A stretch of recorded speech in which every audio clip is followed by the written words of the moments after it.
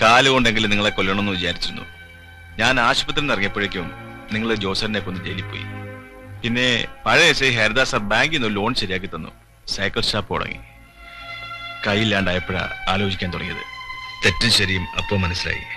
എന്റെ കൈ കളഞ്ഞത് ഞാൻ തന്നെയാ. ഞാൻ ചെയ്തു കൂട്ടിയതിന്റെ ഫലം. പക്ഷെങ്കിൽ ഇപ്പൊ കെട്ടികളും മക്കളും കുടുംബമായിട്ട് സുഖം, സമാധാനം.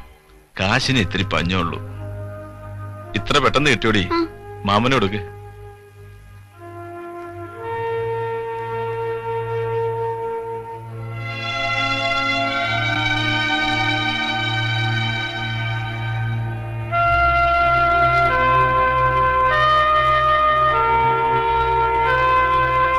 മതി, നീ മോള് കുടിച്ചോ.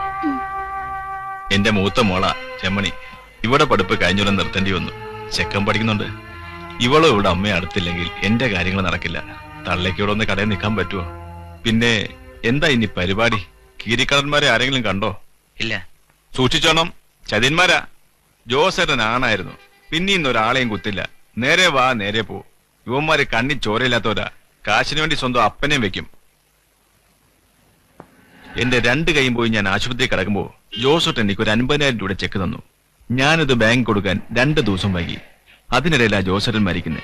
യുവന്മാരത് തടഞ്ഞു. 10 പൈസ തന്നില്ല എനിക്ക്. ഇപ്പൊ വലിയ മാന്യന്മാരും മര്യാദക്കാരും ഒക്കെയാ. പക്ഷെ തരം കിട്ടിയാൽ അവർ തനി നിറം കാണിക്കും. പിന്നീന്നാ കുത്തുക. അതുകൊണ്ട് പിന്നിലൊരു കണ്ണു വേണം. എനിക്കിപ്പോ അതൊന്നും അല്ല പ്രശ്നം. ഒരു പണി വേണം. അതിന്റെ ഒരു കറക്കത്തില്ല ഞാൻ. ഒരു രക്ഷയില്ല. എന്തു പണി വേണം?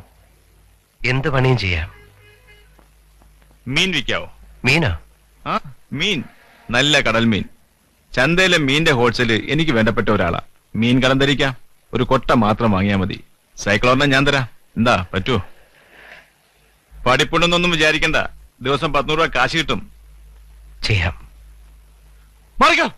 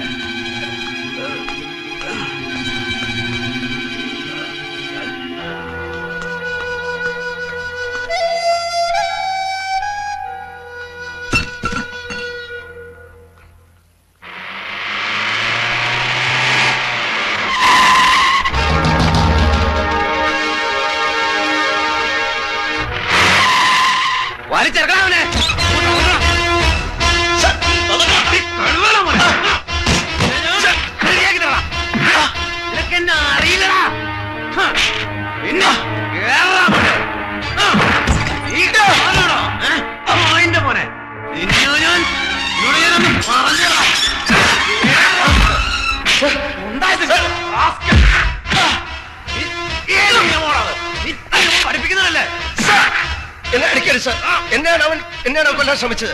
ഞാൻ നിരപരാധിയാണ്.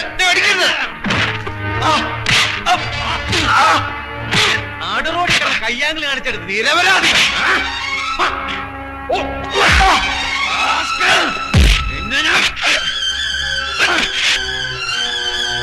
എന്നെ ഇനി അടിക്കരുത് സാർ.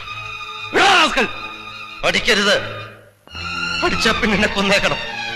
പണം മുട്ടിയ പാമ്പാണ് സാർ ഞാൻ. സേതു സാറിന് വിട്.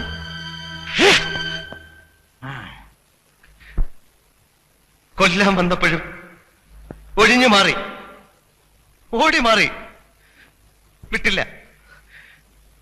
പിന്നെയും വന്നാ പറ, ഞാൻ എന്ത് ചെയ്യണം? കൈകെട്ടി നിന്ന് കൊടുക്കണോ? പണ്ടാണെങ്കിൽ കഴുത്ത് നീട്ടി കൊടുത്തിട്ടുണ്ട്. ഇന്നെനിക്ക് വയ്യ, എനിക്കിത് ജീവിച്ചേ പറ്റൂ.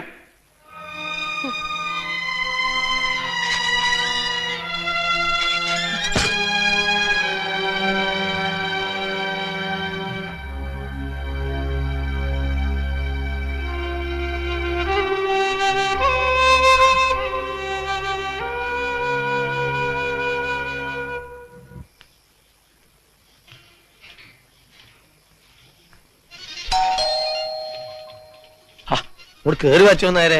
നിങ്ങൾ പറഞ്ഞ മാതിരി അച്ചോ നായര്.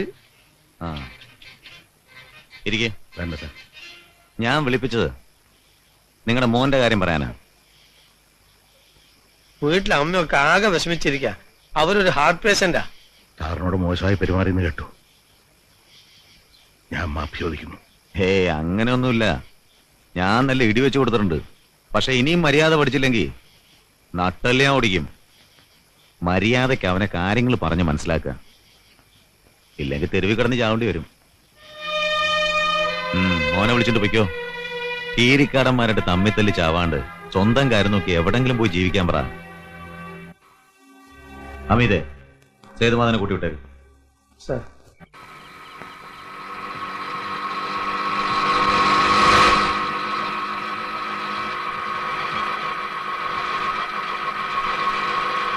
ഇവിടെ നിർത്ത്.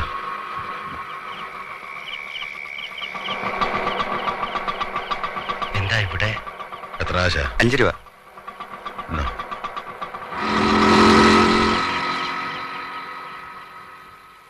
എനിക്ക് ചില കാര്യങ്ങൾ സംസാരിക്കാനുണ്ട്. വീട്ടിലായാ പറ്റില്ല. എന്റെ അമ്മ വിഷമിക്കും. ഇങ്ങനായ എന്റെ വീട്ടിൽ താമസിക്കാൻ പറ്റില്ല. ഇനി അവരുടെ ശത്രുത വാങ്ങി വെക്കാൻ വയ്യ. 2 പെൺകുട്ടികളുണ്ട് വീട്ടില്, ഒരമ്മയും. പട്ടിണിയും പരിവട്ടോ ആണേലും മനസ്സമാധാനം ഉണ്ടായിരുന്നു. ഇപ്പൊ അത് തകർന്നു. അച്ഛാ, അറിഞ്ഞുകൊണ്ട് ഒരു തെറ്റും ഞാൻ ചെയ്തിട്ടില്ല. ആയിരിക്കാം. 10-27 കൊല്ലം നോക്കി വളർത്തി. 2 കൊല്ലം കേസ് നടത്തി ഉണ്ടായിരുന്ന സമ്പാദ്യം മുഴുവൻ തൊലച്ചു. ഇനി ചെലവാക്കാൻ പണവും ഇല്ല, ആയുസും ഇല്ല. എനിക്ക് വേറെ ഉണ്ട് മക്കള്. അവരുടെ കാര്യം നോക്കണം. സന്തോഷമുണ്ട്. തുറന്നു പറഞ്ഞതിൽ സന്തോഷമുണ്ട്. ഞാൻ മാറിത്തരാം. അച്ഛൻ പറഞ്ഞിട്ടാണെന്ന് അമ്മ അറിയണ്ട. എന്റെ നിഷേധിതരം കൊണ്ട് വീട്ടിൽ വരുന്നില്ല എന്ന് പറഞ്ഞാൽ മതി. ഈ രാത്രി തന്നെ പോണോന്നല്ല പറഞ്ഞത്. ഇന്നോ നാളെയോ സൗകര്യം പോലെ പോയാൽ മതി. ദൂരെ ഏതെങ്കിലും നാട്ടിൽ പോയി സ്വന്തം കാര്യം നോക്കി ജീവിക്കുക. വേണ്ട അച്ഛാ, ഇനി എന്ത് സ്വന്തം കാര്യം? അച്ഛൻ പൊയ്ക്കോളൂ. കാണണമെന്ന് തോന്നുമ്പോ ഞാൻ വരും.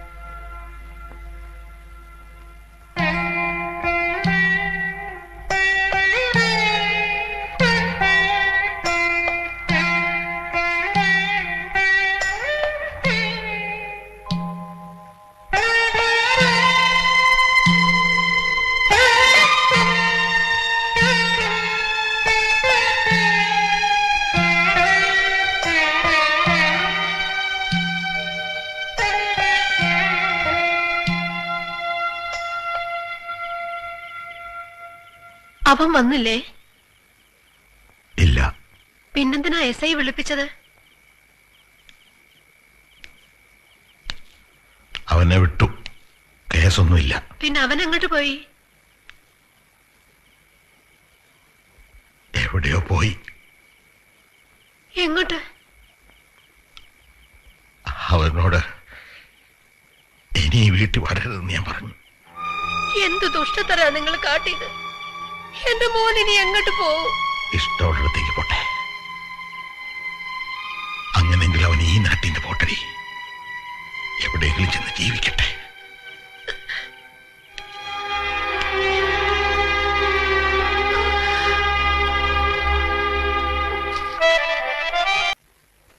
അമ്മേ, പതുക്കെ. എവിടെയായിരുന്നു മോനെ നീ? ഞാൻ ഇവിടെയൊക്കെ തന്നെ ഉണ്ടമ്മേ. അമ്മ പറഞ്ഞില്ലേ എന്നെ എങ്ങോട്ടും വിടില്ല എന്ന്. ഞാൻ അമ്മയുടെ വെളിപ്പുറത്ത് തന്നെ ഉണ്ടാവും. നീ ഈ നാട്ടിൽ നിന്ന് പോകുന്നതാ ഇപ്പൊ അമ്മയ്ക്ക് സമാധാനം. പക്ഷേ എനിക്കിപ്പോ എങ്ങോട്ടും പോകാൻ തോന്നുന്നില്ല. പേടിച്ചോടി ഓടി മടുത്തമ്മേ. സ്വന്തം ജീവൻ രക്ഷിക്കാൻ പറ്റാത്തവൻ ആണായി ജീവിച്ചിട്ട് എന്താ കാര്യം? നിന്റെ കാര്യം ആലോചിക്കുമ്പോ എനിക്ക് പേടിയാ. എന്തിന്? സേതു പഴയതുപോലെ ഒന്നും അല്ലിപ്പോ. മനസ്സിന് നല്ല ഉറപ്പുണ്ട്. എന്ത് നേരിടാനുള്ള കരുത്തും. ലത എന്തി അവക്ക് നാടകമുണ്ടോ? നാടകമല്ല, റിഹേഴ്സല്. 2 ദിവസമായി അവളും അച്ഛനും പോയിട്ട്. അവളുടെ ഈ നാടകം നിർത്തണമേ. എന്നിട്ട് അവളെ കല്യാണം കഴിച്ചേക്കണം. അതൊന്ന് നടന്ന് കണ്ടാ മതിയായിരുന്നു ഈശ്വര. പിന്നെ അംബികയുടെ കാര്യം. രമണേട്ടൻ വേറെ വിവാഹം കഴിച്ചോ? കഴിച്ചൊന്നും ഇല്ലാന്നും ഒക്കെ കേൾക്കണുണ്ട്. ആ, ഏട്ടത്തി എവിടെയെന്ന് ചോദിക്കാൻ തുടങ്ങിയായിരുന്നേ. നീ മീൻ കച്ചവടത്തിന് പോണെന്ന് പറഞ്ഞു കേട്ടു. ആ, ശരിയാണ്. നിനക്ക് വേറെ ഒരു ജോലിയും കിട്ടിയില്ലേടാ? ഒരു കൊലയാളിക്ക് ആരെന്ത് പണി തരാനാ? പിന്നെ മീൻ കച്ചവടം മോശമൊന്നുമല്ല. അച്ഛൻ ഇത് പറഞ്ഞു കേട്ടപ്പോ ഞാൻ പൊട്ടിക്കരഞ്ഞു പോയി. കാക്കിയിട്ട് കാണാൻ മോഹിച്ചിട്ട്. അങ്ങനെ നമ്മൾ എന്തെല്ലാം മോഹിച്ചു. ഇനി അതൊന്നും ആലോചിച്ചിട്ട് കാര്യമില്ല. നിന്റെ താമസോ? കിടന്നുറങ്ങാൻ ഇത്തിരി സ്ഥലം പോരെ, അതുണ്ട്. കട്ടൻ ചായ ഒരെണ്ണം വയ്ക്കട്ടെ? വേണ്ടേ, ഞാൻ ഇറങ്ങാ. എനിക്കൊരാളെ കാണണം. അമ്മേ, ഇത് അച്ഛനെ കൊടുത്തേക്ക്. നിന്റെ കയ്യില് വെച്ചാ മതി. ഇവിടെ അത്യാവശ്യത്തിനൊക്കെ ഉണ്ട്. അമ്മേ, ഞാനിപ്പോ ജീവിക്കണതും ഈ മീൻകൊട്ട ചുമക്കണതും എനിക്ക് വേണ്ടിയല്ല. ഞാൻ ഈ തന്നത് വാങ്ങിയില്ലെങ്കിൽ പിന്നെ എന്റെ ജീവിതത്തിന് എന്താ ഒരു അർത്ഥം? ഇത് വാങ്ങിക്കേ. രമേശന് ഞാൻ കുറച്ച് കാശ് അയച്ചിട്ടുണ്ട്. ലതയോട് പറഞ്ഞേക്ക്. അച്ഛൻ എന്തെങ്കിലും പറഞ്ഞൂന്ന് വെച്ച് നീ എന്തിനാ കണ്ടെടുത്ത് ജീവിക്കണേ? നീ ഇങ്ങോട്ട് വാ. അത് വേണ്ടമ്മേ. അച്ഛൻ പറഞ്ഞതാ ശരി. എന്നോടുള്ള ശത്രുത എന്തിനാ വീട്ടുകാർ അനുഭവിക്കണേ? ഞാനിപ്പോ വീട്ടിൽ നിന്ന് പിണങ്ങി പിരിഞ്ഞു എന്ന് എല്ലാരും പറയണേ. അത് അതുപോലെ ഇരിക്കട്ടെ. അമ്മയ്ക്ക് എന്നെ കാണണമെന്ന് തോന്നുമ്പോ ഞാനിവിടെ ഉണ്ട്. പോരെ? പോട്ടെ.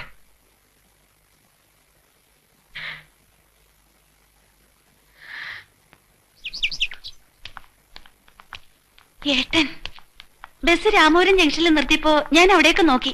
ഏട്ടൻ എവിടെയെങ്കിലും നിൽക്കണുണ്ടോന്ന്. ഏട്ടൻ പോയോ? അതെ, നിന്നെ അച്ഛനെ കാണാൻ പറ്റിയില്ലല്ലോ എന്ന് വിഷമിച്ചിറങ്ങിയായിരുന്നു. ഭാഗ്യായി എല്ലാരും കണ്ടു. ഇതിനുള്ള അനുവാദം എനിക്കുണ്ടല്ലോ അല്ലേ?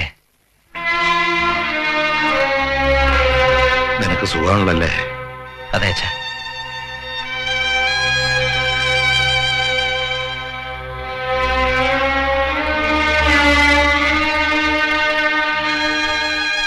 ഞാൻ വന്നപ്പോഴേക്കും ഏട്ടൻ പോവായോ? എനിക്ക് സംസാരിക്കാനുണ്ട് ഏട്ടനോട്. എന്ത്? ഏട്ടൻ ഈ നാട്ടിൽ തന്നെ ജീവിക്കാൻ തീരുമാനിച്ചേക്കണമെങ്കിൽ ഇങ്ങനെ വേറെ താമസിക്കാൻ പറ്റില്ല. ഈ നാട്ടിലല്ലല്ലോ, ഇവിടുന്ന് 4-5 കിലോമീറ്റർ അല്ലേ രാമപുരത്തിന്. നീ പോ. നിനക്ക് നല്ല ക്ഷീണമുണ്ട്, പോയി വിശ്രമിക്കേ. ഏട്ടൻ പിന്നെ വരാം. ഏട്ടാ, ഏട്ടന് കാശ് വല്ലതും വേണോ? എന്റെ ഇപ്പൊ കാശുണ്ട്.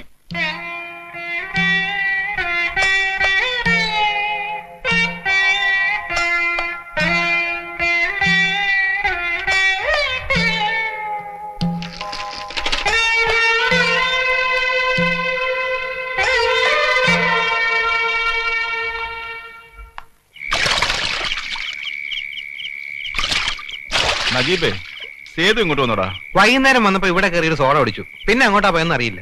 എന്തേ? ഏയ്, ഒരു ചെറിയ പ്രശ്നമുണ്ട്. എന്താ? ചില പുതിയ ആളുകളൊക്കെ ഇവിടെ എത്തിയിട്ടുണ്ട്. ആരാ? 3-4 പേരുണ്ട്. കീരിക്കടന്മാരെ കാറിൽ കയറി പോകുന്നുണ്ട്. ഒരാളെ ഞാൻ അറിയും, പോർട്ടർ കുഞ്ഞാപ്പു. കൊച്ചിയിൽ പോർട്ടറാ, നല്ല അഭ്യാസിയാ. കടത്തനടൻ മുതൽ കരാട്ടെ വരെ പഠിച്ചിട്ടുണ്ട്. ചുരുങ്ങിയത് ഒരു 10-12 കേസെങ്കിലും എപ്പോഴും ഉണ്ടാവും പേരില്. അല്ല, അവര് വന്നിരിക്കുന്നത്? എനിക്ക് സംശയമുണ്ട്. ഒന്നല്ലെങ്കിൽ പഴയ പരിചയത്തിന്റെ പേരിൽ അവർ ജോസേറിന്റെ വീട്ടിൽ വന്നത്, അല്ലെങ്കിൽ അവരെ വരുത്തിയത്.